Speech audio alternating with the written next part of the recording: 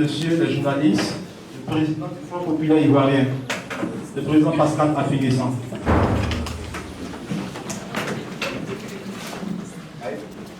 Asseyons-nous, s'il vous plaît. Mesdames et messieurs les journalistes, chers membres de la direction du Front populaire ivoirien, nous sommes à une conférence de presse qui porte sur le thème la réforme de la CEI.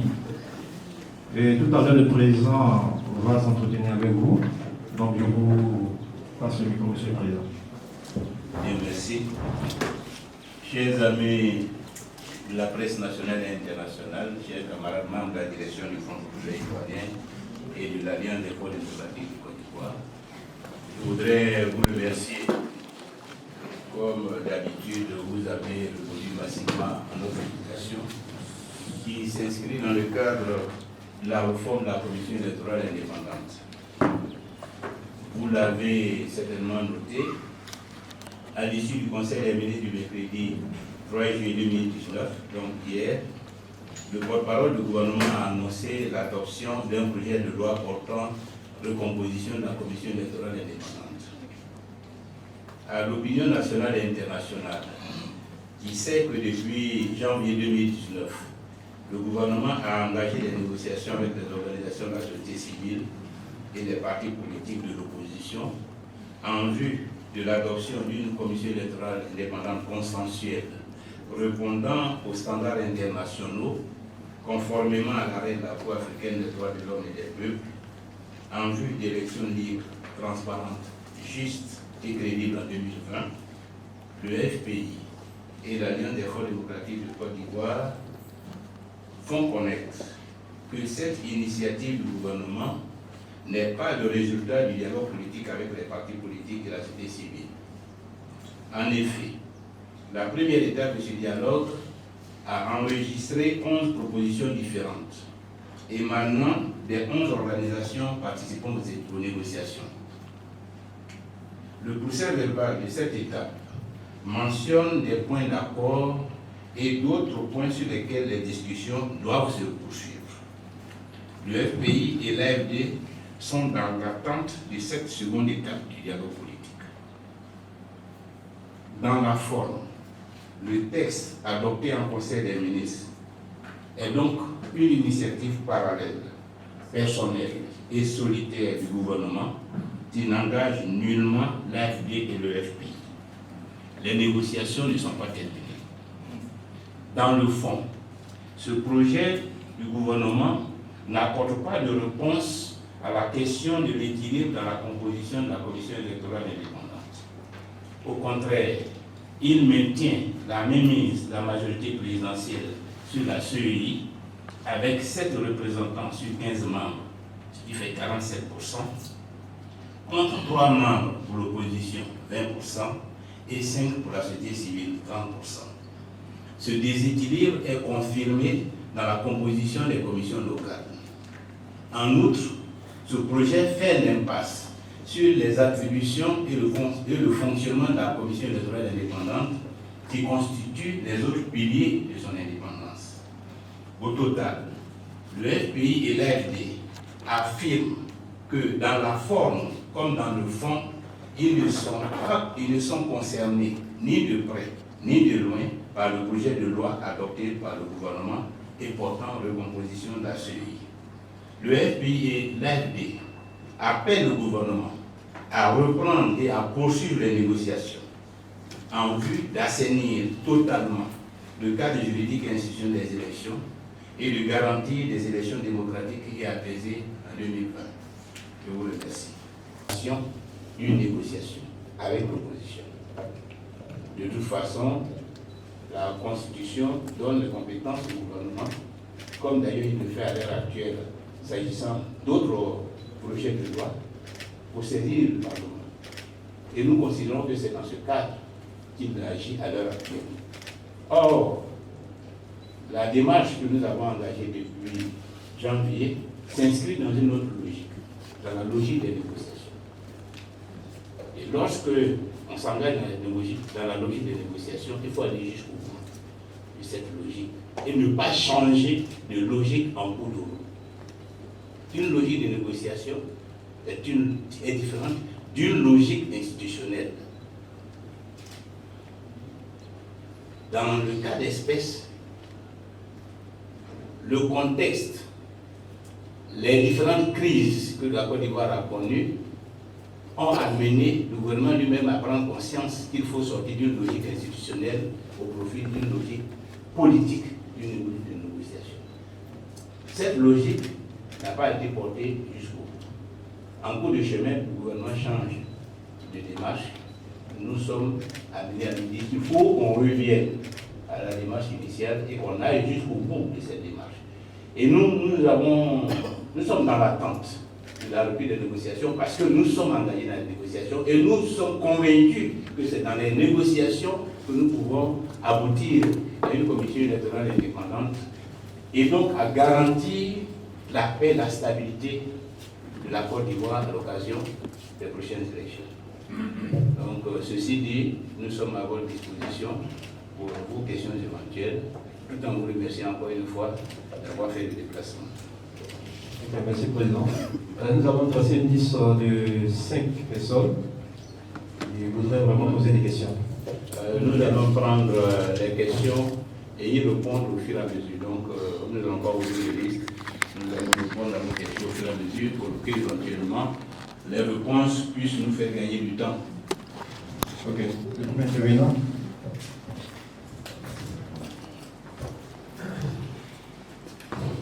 Vous vous présentez et vous posez votre question.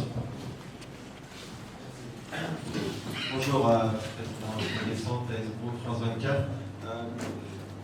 Quels sont concrètement les recours possibles pour le FPI? Est-ce que, donc vous réclamez, est-ce que les négociations continuent? Je n'ai pas l'impression qu'on se dirige vers ça, alors quels sont les recours potentiels du FPI? Si jamais la loi passe comme ça et la CEI est composée de cette manière, est réformée ou recomposée de cette manière, qu'est-ce que vous allez faire? Est-ce que vous menacez de boycotter les élections? Est-ce que vous allez, je ne sais pas, porter plainte devant la Cour africaine des droits de l'homme de Togo? Enfin, Ok. Mais nous allons continuer à faire ce que nous avons toujours fait. Vous savez bien que ce n'est pas... cela ne date pas de maintenant.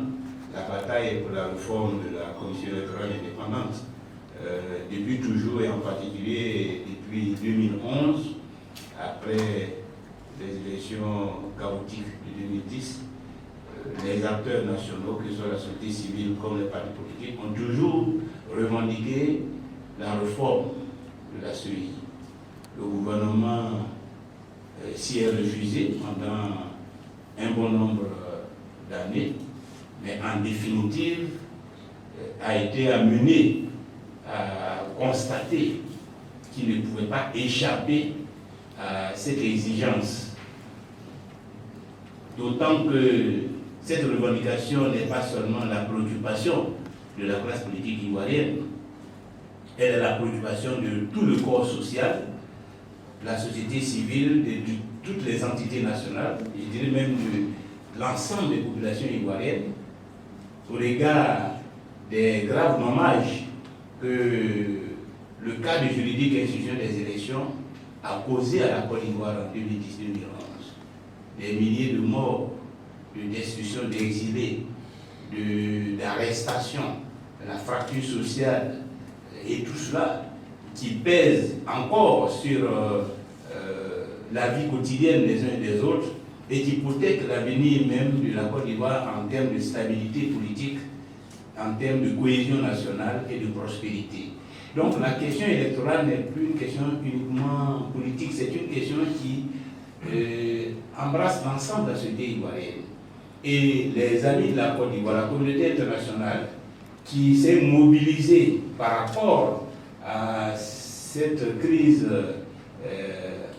à laquelle le pays est confronté depuis tant d'années, et qui a consenti de gros efforts matériels, financiers, politiques, diplomatiques, cette communauté internationale aussi est mobilisée parce qu'elle voudrait qu'à travers l'engagement des acteurs politiques, des autorités politiques, on trouve une solution définitive à la crise au sein de laquelle se situe le cadre juridique et institutionnel des élections, en particulier la commission électorale. Donc aujourd'hui, tout le monde est mobilisé pour qu'il y ait une réforme consensuelle. Tout le monde est mobilisé pour que la commission électorale indépendante qui va sortir de ces négociations, je dirais, donne satisfaction à tout le monde, à tous les acteurs, et garantisse la confiance. Et donc les élections apaisées et démocratiques en 2020. Donc ce sont tous ces acteurs que nous allons mobiliser. Ce n'est pas seulement l'affaire ni du FP, ni de l'AFD, ni même des partis politiques de l'opposition, c'est l'affaire de toute la Côte d'Ivoire, c'est l'affaire de toute la communauté internationale.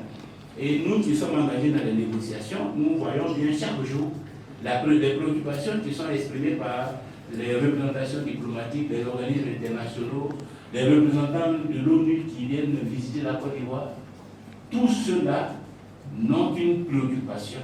Comment faire pour que le cadre juridique institutionnel des élections garantisse la paix et permette à la Côte d'Ivoire de tourner la page des violences post-électorales. Donc tout ce monde-là est concerné et c'est tout ce monde-là que nous allons mobiliser. Et donc au-delà de cette conférence de presse, il faut aller à la rencontre de tous les acteurs concernés par la commission électorale, qu'il s'agisse des acteurs internationaux à travers les représentations diplomatiques, des acteurs nationaux à travers la société civile, à travers les différents corps constitués, les religieux, les syndicats, les Ivoiriens là où ils sont organisés, pour que nous tous nous mobilisions pour qu'il y ait donc une CEI consensuelle. Donc il y a une tentative, peut-être une tentative de passage en force, mais il nous appartient de faire en sorte que cette tentative échoue et que nous tous, nous nous engageons dans la mise en place d'une CEI qui rassure tout le monde. Nous ne voulons pas une CEI à la solde de l'opposition. De la même façon que nous ne voulons pas d'une CEI à la solde du parti au pouvoir. Donc c'est la préoccupation essentielle, c'est l'équilibre de la CEI, la neutralité, l'impartialité de la CEI, de manière à ce que ce soit un arbitre anti. Tous les acteurs feront confiance pour l'organisation des élections à venir. Bonjour Monsieur le Président, Olivier Dion à l'intelligence d'Abidjan. Hier au Conseil des ministres, le porte-parole du gouvernement a dit que ce n'est pas la CEI qui vote et que le temps des négociations est terminé. Place maintenant au temps du travail, notamment celui d'organiser les élections de 2020. Quel commentaire, Monsieur le Président?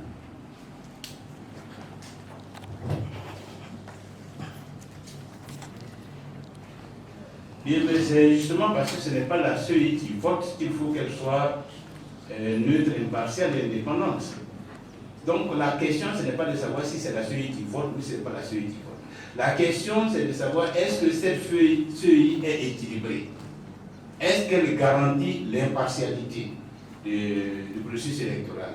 Est-ce qu'elle répond aux standards internationaux? Voilà la question qui est posée au gouvernement et à l'ensemble des acteurs nationaux. Donc c'est à cette question qu'il faut que le ministre apporte plutôt une réponse. Est-ce que lorsqu'il accorde 7 représentants à la majorité présidentielle sur 15, c'est un signe d'équilibre?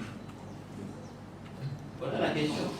Est-ce que lorsque le texte de la loi portant organisation et fonctionnement de la CEI ne lui donne pas des attributions pour qu'elle se soustraye de l'influence du gouvernement, pour qu'elle ne soit pas sous la tutelle du gouvernement par rapport aux décisions qu'elle prend? Est-ce que c'est un signe d'indépendance vis-à-vis du gouvernement?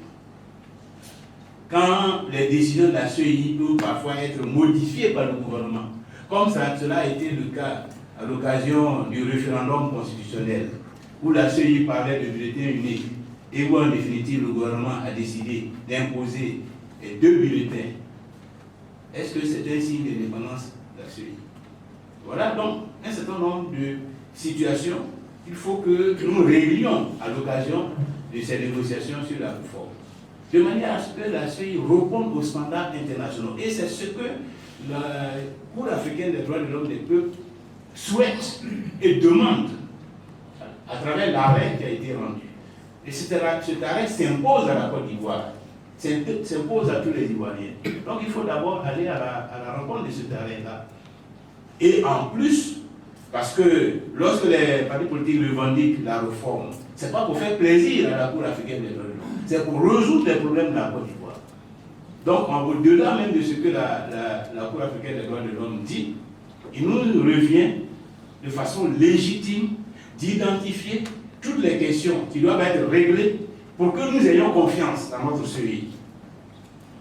Tous les dispositifs que nous pouvons mettre en place pour que la CEI soit véritablement indépendante. Donc c'est à nous de savoir comment traduire cette préoccupation de la Cour africaine des droits de l'homme dans les différentes dimensions de la CEI pour atteindre l'objectif d'indépendance et de crédibilité. Maintenant, le temps de négociation n'est pas terminé. Le ministre de l'Intérieur a été à l'origine du procès verbal qui a sanctionné cette première étape de négociation. Et il est clairement mentionné dans ce procès verbal que c'était une première étape. Qu'il y a eu des points d'accord, mais des points qui sont à rediscuter. Il a été mentionné qu'au-delà même de la CEI, il y a d'autres questions qui touchent au découpage électoral, à la commission électorale indépendante, au contentieux électoral. Et c'est mentionné dans le procès verbal qui doivent être discutés. Donc le ministre de l'Intérieur ne peut pas parler de fin des négociations. Peut-être qu'ils veulent rompre de façon unilatérale les négociations, qu'ils veulent abandonner la procédure des négociations. Mais il ne peut pas dire que les négociations sont terminées. Les négociations ne sont pas terminées. Elles ne sont qu'à leur début, puisqu'elles n'ont consisté qu'à enregistrer les propositions des 11 organisations participant aux négociations. Les propositions. Maintenant, il faut passer à la phase de la synthèse et du consensus sur la synthèse. Et puis ensuite, passer aux autres questions qui touchent aux attributions de la CEI, qui touchent au fonctionnement de la CEI. Sur ces questions-là aussi, nous avons des propositions. Et après la CEI, s'attaquer à la Commission électorale indépendante. Puisque nous savons qu'il y a aussi beaucoup de problèmes. Il y a plus d'une dizaine de points de réforme que nous avons en ce qui concerne la Commission électorale indépendante. Il faut qu'on en discute. Ensuite, le code électoral. Sur le code électoral, il faut qu'on en discute. Et puis parler du découpage des élections électorales. Puisque juste après les présidentielles, ce sera les législatives. Donc dès maintenant, il faut que nous regardions le code électoral et le découpage électoral. Nous avons, depuis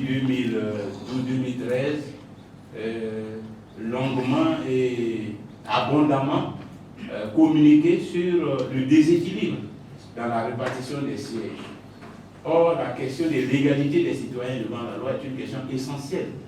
Il n'est pas normal que certains compatriotes soient représentés par un député pour 20 000 habitants, pendant que d'autres le sont, et un député pour 200 000 à 300 000 habitants. Cette discrimination doit être corrigée. Voilà. Ensuite, il faut que nous ayons un scrutin électoral qui permette à toutes les sensibilités politiques d'être représentées dans les institutions et en particulier à l'Assemblée nationale.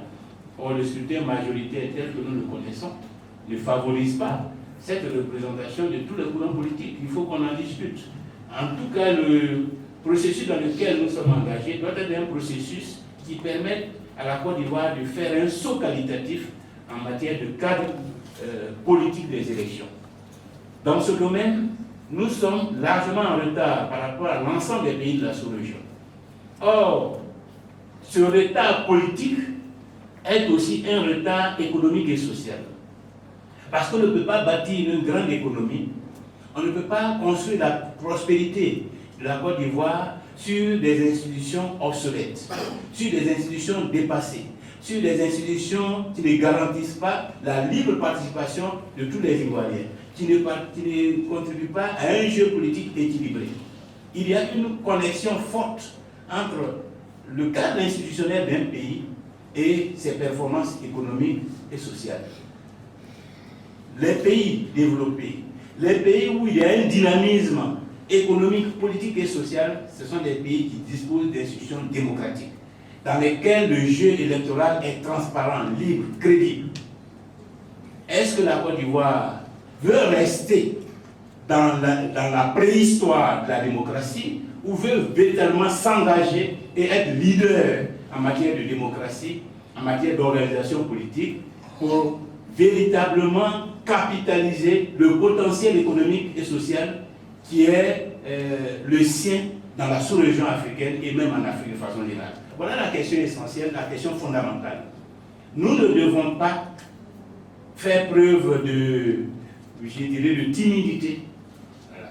Nous ne devons pas avoir une attitude rétrograde. Nous ne devons pas entériner le retard politique que nous avons avec des pays comme le Ghana, où depuis presque une dizaine d'années, ils ont dépassé, réglé ces problèmes. Ce qui constitue leur atout fondamental à l'heure actuelle en matière de progrès économique et social. Ce qui fait qu'aujourd'hui, ces pays-là peuvent se passer de la Banque mondiale et du Fonds monétaire international. Parce qu'ils ont une économie dynamique, parce qu'ils ont un peuple mobilisé, parce qu'ils ont un peuple qui a confiance dans les institutions et qui va aux élections en ayant totalement réglé la question du contentieux électoral. Est-ce que nous sommes moins capables que les Ghanéens? Donc voilà la question. Et il ne faut pas que les Ivoiriens acceptent qu'une classe politique bloque l'avenir du pays, fasse obstacle à l'avancée de la Côte d'Ivoire sur la voie de la démocratie et du progrès économique. Voilà l'enjeu des négociations dans lesquelles nous sommes engagés. Et c'est pourquoi nous ne devons pas faire preuve de timidité pour poser les vrais problèmes et demander au gouvernement d'être à la hauteur des attentes des Ivoiriens et de la communauté internationale, d'être à la hauteur des ambitions de la Côte d'Ivoire. C'est de cela qu'il s'agit aujourd'hui. Il ne s'agit pas de voir comment on manipule pour conserver le pouvoir, comment on manipule pour garantir une élection en 2020. La Côte d'Ivoire a dépassé cela. La Côte d'Ivoire veut que demain, celui qui va être à la tête du pays soit celui qui a été oint par le peuple de Côte d'Ivoire, celui qui aura triomphé des élections transparentes, crédibles.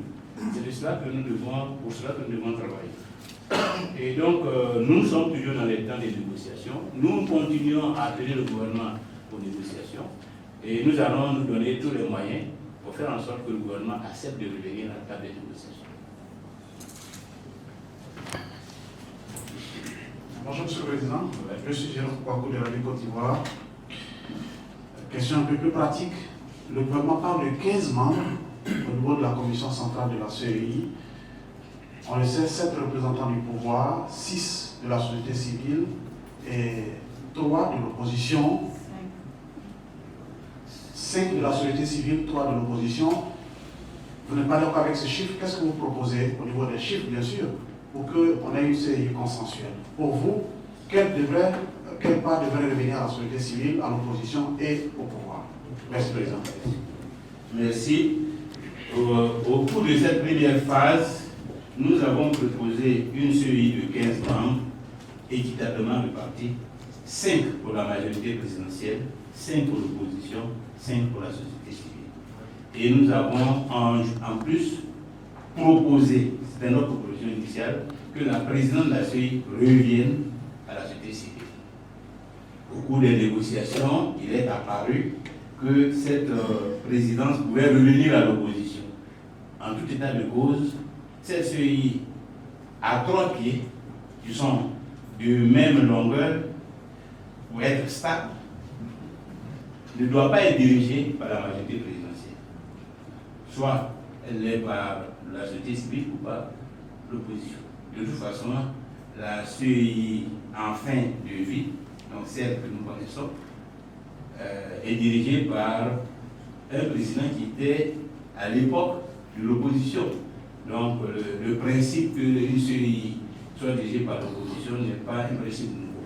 On l'a expérimenté depuis 2010 dans le cadre des élections. Donc on peut faire cette concession à l'opposition, à défaut que ce soit donc ceux qui apparaissent comme impartiaux dans la société civile qui dirigent la CEI.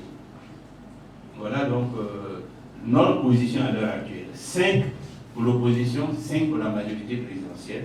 La majorité présidentielle incluant le parti au pouvoir, enfin tous ceux qui dépendent du président de la République.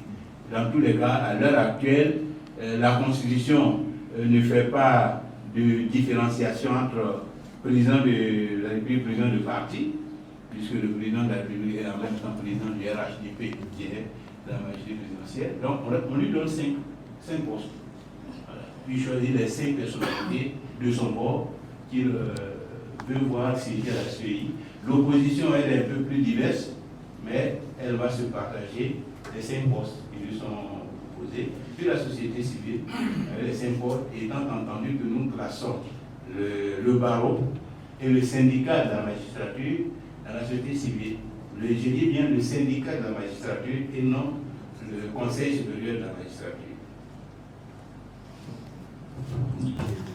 À la fin donc de cette rencontre, encore une fois, dire merci à la presse nationale et internationale pour sa présence, réaffirmer que l'AFD et le Front populaire ivoirien ne sont concernés ni de près ni de loin par le projet de loi adopté en Conseil des ministres ce mercredi 3 juillet 2019, que l'AFD et le FPI ont fait des propositions qui sont contenues dans le PV qui a été, je dirais, signé par les différents participants, qui mentionnent des points d'accord, mais qui mentionnent aussi beaucoup de points à discuter. Et donc le FPI et l'AFD sont à l'entente de la reprise de ces négociations, de la poursuite de ces négociations, pour qu'ensemble nous aboutissions à une commission électorale indépendante consensuelle, gage de paix et de stabilité en 2020 en Côte d'Ivoire, et que nous allons nous donner les moyens politiques et diplomatiques pour faire en sorte que cet objectif soit atteint. Je vous remercie.